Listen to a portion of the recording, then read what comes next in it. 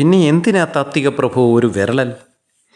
വേറെ ഏതെങ്കിലും ഒരു സാധാ കമ്മിയായിരുന്നെങ്കിൽ അവനെ മുൻകാല പ്രാബല്യത്തോടെ ഈ പാർട്ടിയിൽ നിന്ന് പുറത്താക്കുമായിരുന്നല്ലോ. ഇവിടെ ഈ പിച്ചളപ്പപ്പനും ഉണ്ണിക്കുണ്ണൻ പോറ്റിയും ചേർന്ന് പത്തനംതിട്ടയിലും പരിസര പ്രദേശങ്ങളിലും ഭൂമിയും കെട്ടിടങ്ങളും ഒക്കെ വാങ്ങിക്കൂട്ടിയെന്നാണല്ലോ റിപ്പോർട്ട്.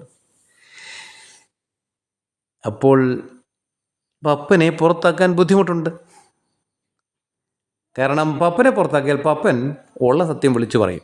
പപ്പൻ എന്തു പറയും? കുടംപുളി പറഞ്ഞിട്ടാണെന്ന് പറയും. കുടംപുളിയെ പൊക്കുമ്പോഴോ അത് ദൈവതുല്യനാണ് ഇതിനെല്ലാം പിന്നിലെന്ന് അയാൾ വിളിച്ചു പറയും. അപ്പം മൊത്തം മുങ്ങേണ്ടി വരും. ആ പേര് ഒന്നുകൂടെ അന്വർത്ഥമാവും, അമ്പലം വിഴുങ്ങികൾ എന്ന്. പണ്ട് 2-3 വർഷത്തിന് മുമ്പാണെന്ന് തോന്നും, ഏതോ ഒരു സഖാവിന് തപാലിൽ അമേദ്യം വന്നിരുന്നു. നിരന്തരം വെഡിത്തങ്ങൾ പുലമ്പുന്നവരുടെ അടുത്ത് ജനം വേറിട്ട ചില പ്രതിഷേധങ്ങൾ രേഖപ്പെടുത്തും. ആർക്കും തപാലിൽ അത്തരം പൊതികൾ കിട്ടാവുന്നതാണ്.